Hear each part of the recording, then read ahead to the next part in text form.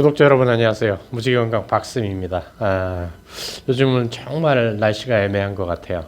봄도 아니고 겨울도 아니고 요럴 때 정말 감기 환자들, 독감 환자들 많이 있는 거 아시죠? 제가 또 아는 지인도 감기가 아주 심하게 걸렸는데 목소리가 돌아오질 않고 있어요. 이럴 때일수록 따뜻한 물 많이 드시고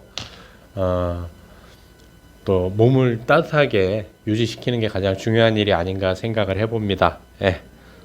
또 한 주는 어떻게 지내셨나요? 좋은 음식들 골라 드셨나요? 이번에 선택한 책은 약이 병을 만든다라는 책이에요.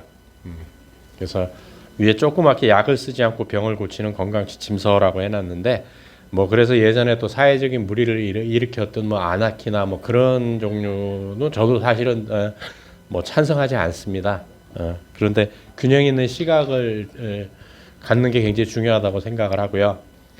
또 요즘 주변에 이제 제 나이가 좀 있다 보니까 이제 주변에 이렇게 약을 되게 친구들도 그렇고 약을 많이들 드시는 분들이 있는데 약을 전혀 먹지 말라 이런 의미로 이런 책들을 해드리는 건 아니에요.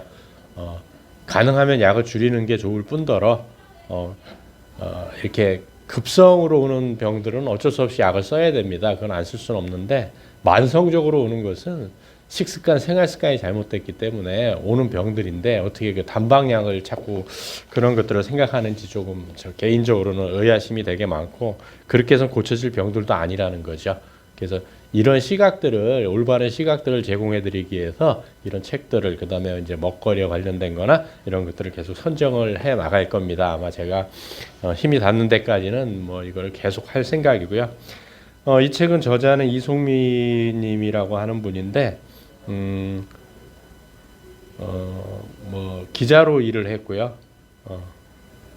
그래서 자유기고가로도 활동을 했고 건강과 자연을 화두로 한 글을 주로 쓰고 있으며 저서로는 공해천국 우리집, 보약, 아토피 등이 있다 해서 이제 중증 아토피에 걸린 어머니를 간병하느라 힘든 세월을 보내면서 이제 건강에 관심을 갖게 되고 그러다 보니까 이제 이런 공부를 하게 됐고 약을 계속 이제 어머니가 드시는 거를 보다 보니까 이게 오히려 개선이 되는 게 아니고 더 나빠지더라라는 걸 느끼게 된 거죠. 그래서 이제 이런 책까지 이제 지으신 분인데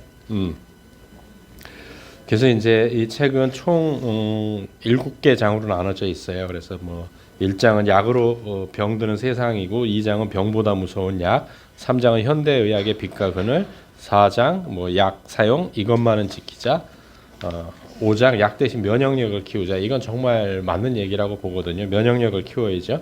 6장은 집에서 하는 질병 대처법 이런 게 있는데 감기나 위장병, 변비 이런 거 이제 몇 가지 이제 얘기가 나오고요. 7장 똑똑한 환자가 되자. 제가 제일 강조하고 싶은 건 사실 이 7장에 해당되는 부분이거든요. 똑똑한 의료 소비자가 돼야 된다고 저는 생각을 합니다. 현대약이 잘못됐다 잘됐다 이런 문제가 아니에요. 옳고 그름의 문제가 아니거든요. 정말 똑똑한 의료 소비자가 돼야 된다는 거죠. 예. 그래서 그런 각도에서 이제 이걸 또 한번 들어봐 주셨으면 좋겠고요. 이제 첫 장에 이제 8페이지에 보게 되면 프롤로그인데 아토피약의 무서운 부작용을 경험하며 앞에서도 말씀드렸지만 어머니가 아토피로 중증 아토피로 고생을 하시다 보니까 이제 거기서 간병을 하다 보니까 이제 이런 얘기들이 나오는 거죠. 그래서 이제 어떤 얘기가 있냐면 저희 어머니는 2년간 중증 아토피로 말로는 다 못할 고생을 하셨고 어머니를 간병해온 저도 더불어 막막하고 힘겨운 세월을 보냈습니다. 당시 어머니는 동네 피부과 진료를 시작으로 중소병원 그리고 대학병원까지 전전하면서 2년 가까이 약을 먹고 치료를 받았지만 낫기는커녕 오히려 병세는 점점 심해졌습니다. 목에 가볍게 시작된 발진이 나중에는 온몸으로 퍼져 정상적인 생활을 할 수 없는 상황까지 갔었지요.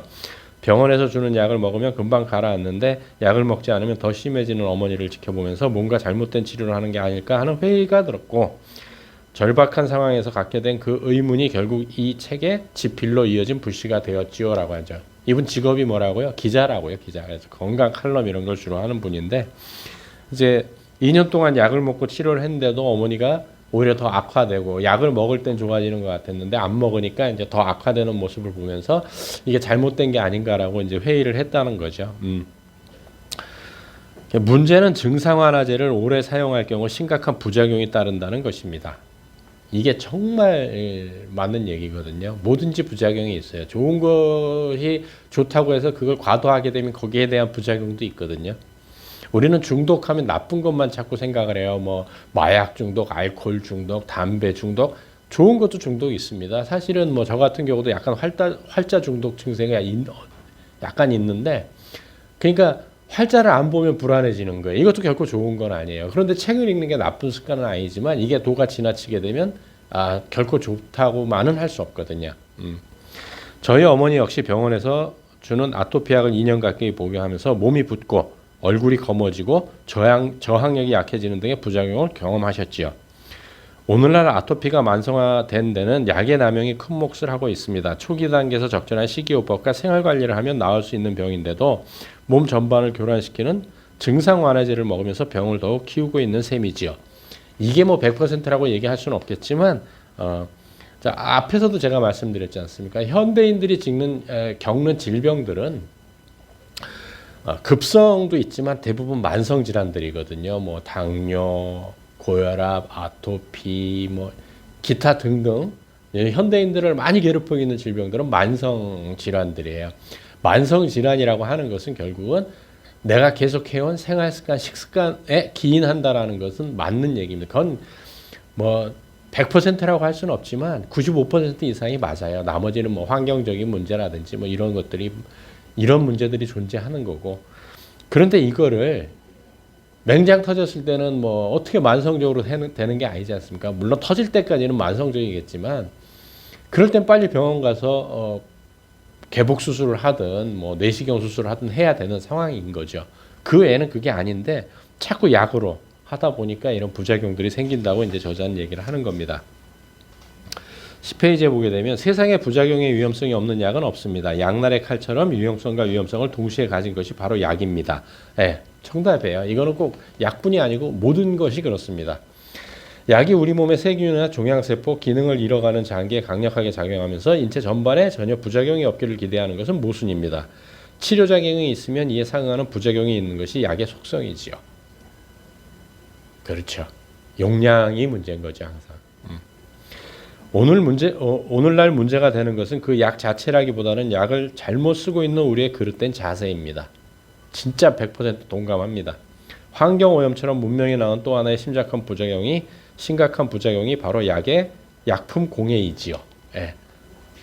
조금만 아파도 다 약으로 해결하려고 하거든요. 약에 대한 의존도가 클수록 우리 몸의 자연 치유력은 약해지고 건강을 잃게 되지요. 그럼에도 우리는 약의 위험성을 제대로 보지 못하고 있습니다. 아프면 약을 먹어야 한다는 편견에만 갇혀 있는 것이지요.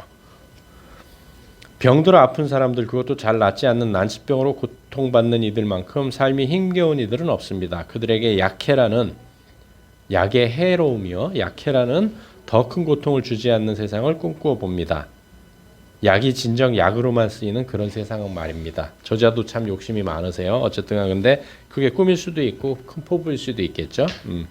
그래서 이제 1장이 시작이 됩니다. 1장이 이제 약으로 병드는 세상이라는 제목을 갖고 있습니다. 그래서 뭐 여러 가지가 나오는데 이제 소제목으로 약이 독이 된 약품공화국이라는 제목을 가지고 16페이지가 시작이 됩니다. 우리의 건강을 지킨다는 약, 그 약이 넘쳐나는 세상은 분명 질병의 고통도 덜할 것이다. 적어도 이론상으로는 그렇다. 그러나 우리의 현실은 어떤가? 헤아릴 수 없을 만큼 많은 약이 쏟아지고 있고 의학은 나날이 발전하고 있지만 우리가 안고 있는 질병의 고통은 여전하다. 병을 시원하게 해결해 줄 것 같은 약품 광고와는 달리 약을 먹어도 치유되지 않는 병이 늘고 있고 새로운 병이 등장해 우리를 더욱 괴롭히고 있다. 더더욱 문제는 우리를 질병의 고통에서 구해준다는 약으로 인해 오히려 병들고 있다는 데 있다. 대표적인 게 뭐예요? 아스피린이래. 페니실린 같은 경우죠. 예전에는 이제 미생물이 질병을 일으킨다는 생각을 못했기 때문에 뭐 여러 가지 그냥 뭐 지금 같으면 간단하게 뭐 항생제로 써서 목숨을 구할 수 있는 일들이 많았지만 항생제라는 게 발견되기 전에, 그러니까 페니실린이 발견되기 전에는 안타까운 목숨들이 많이 죽었죠. 그런데 그거의 부작용으로 뭐가 나온 거예요? 이제 내성균들이 나와서 페니실린 같은 경우는 이제 약효가 전혀 없는 거죠. 이런 이제 문제들이 생긴다라는 얘기인 거죠. 낫지도 않는 감기약을 남용하다가 점점 면역력이 떨어져 극기야 심각한 병으로 발전한 경우는 헤아릴 수 없이 많을 것이다. 여기서도 이제 그러니까 이 책을 짓는 뭐 이분들을 비판하는 게 아니고요. 단어 선택을 되게 잘 하셔야 됩니다. 여기서도 이제 낫지도 않는 감기약이라고 했는데 사실 감기약은 존재하지 않거든요.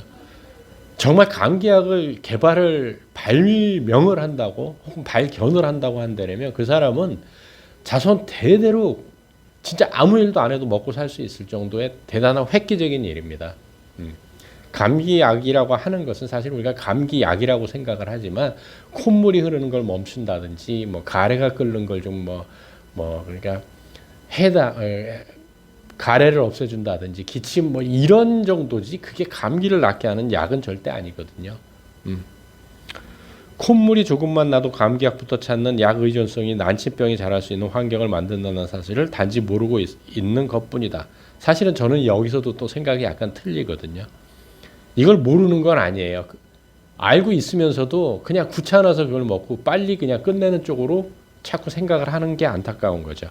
어디 감기약만 그런가 세상에 많은 약이 오히려 독이 되어 우리의 건강을 위협하고 있다. 항생제의 오남용으로 인한 내성균, 소위 말하는 슈퍼박테리아가 출현하게 되었다. 항생물질을 지나치게 사용하는 동안 세균은 내성, 즉 약에 견디는 힘을 갖게 되었고 더 건강해지는 결과를 낳은 것이다. 아무리 강한 항생제가 등장해도 빠르게 진화하는 병원균은 제압할 수가 없었다. 이런 게 이제 부작용이라는 얘기죠.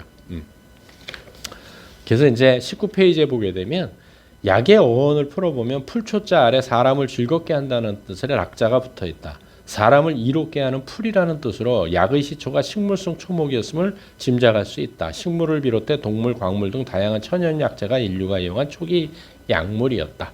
이거를 이제 현대의학이나 뭐 이런 분들은 뭐라고 해요? 미개했다라고 표현을 하죠. 사실 그렇지만 지금 인류가 개발한 약 중에서 가장 좋다고 하는 아스피린조차도 버드나무에서 추출한 성분이죠, 사실은. 네. 21페이지에 보게 되면 이런 말이 있습니다. 오늘날 우리는 분명 약품 천국에 살고 있다. 약은 헤아릴 수 없이 많고 누구나 쉽게 이용할 수 있게 되었다. 인간의 생명을 구하는 약, 그 귀한 약이 무서운 발톱을 드러낸 것도 결국 너무 쉽게 이용할 수 있게 되면서부터인지도 모른다. 영양결핍으로 고민하던 과거와 달리 오늘날 영양 과잉이 문제가 되고 있듯이 약품 또한 과잉이 오히려 약해를 부르는 불씨가 되고 있다라고 저자는 얘기를 합니다. 진짜 공감을 하고요. 그래서 이제 현대인들을 이렇게 이제 또 작은 제목으로 이제 두 번째 제목이 나오면서 이렇게 돼 있습니다. 먹고 바르고 주사하고 붙이고 딱 현대인들의 그냥 뭐 조금만 아파도 하는 일들이죠. 22페이지에 보게 되면 먹는 경구용 약품은 형태에 따라 가루로 된 산제, 알약인 정제, 캡슐에 든 캡슐제, 둥글게 빚은 환제, 걸쭉한 액체로 된 시럽제 등이 있다. 비경구용 약품에는 피부나 정맥 등에 주사하는 주사제, 항문이나 질에 삽입하는 좌제, 코로 마시는 흡입제, 피부에 바르는 연고제, 몸에 붙이는 패치제, 뿌리는 분무제 등이 있다. 이게 약의 종류죠. 그냥 우리가 너무 쉽게 요즘 같으면 편의점에서도 살 수 있는 것들도 여기에 포함되게 되어 있죠. 23페이지에 이렇게 또 돼 있어요. 우리가 복용한 약은 체내에 흡수되어 분포, 대사, 배설의 과정을 거친다. 내복약의 경우 우선 위나 장 같은 소화기관에서 흡수된 후 혈액을 타고 몸 구석구석을 돌면서 약효를 낸다. 먹는 약 외에도 주사 등의 방법으로 체내에 투여된 약은 적정 혈중 농도를 유지시켜 필요한 각 조직에 양리작용을 한다. 체내에 흡수된 약물은 간에서 주로 대사작용이 일어나고 대사 후 남은 약물은 신장을 거쳐 소변으로 배설된다. 이게 이제 약을 먹게 되면 우리 몸에서 나오는 메커니즘인 거죠. 우리 사회가 약에 대한 의존성이 커지면서 현대인들은 너무 약을 좋아하거든요. 그러다 보니까 이제 이런 대사들이 이제 문제를 일으킨다고 얘기를 하는 거예요. 커지면서 등장한 문제점은 인체의 자연 치유력의 약화, 약물 대사를 주관하는 간장과 신장의 기능 저하, 공포의 내성균 등장, 약물 알레르기 등을 들 수 있다. 이 가운데 가장 흔하게 접하는 것이 체내에서 주로 약물 대사를 주관하는 간장 기능에 약하다. 간장 기능이 약해지니까 또 덩달아 뭐가 약해져요? 시력도 약해지고요. 또 해독 기관이 신장도 과부하가 걸리게 되는 거죠. 그래서 신장 질환 환자들도 되게 많아지는 거고 단순히 약물뿐이 아니고 먹는 것도 옛날처럼 자연적인 것보다는 그런 이제 화학적인 거 많다 보니까 그런 걸 또 필터링 해야 돼야 신장이 많이 고장 나고 그래서 요즘은 가장 많은 게 뭐예요? 혈액 투석 하는 인공 투석실이 없는 병원이 거짓없죠. 이게 우리의 현실입니다.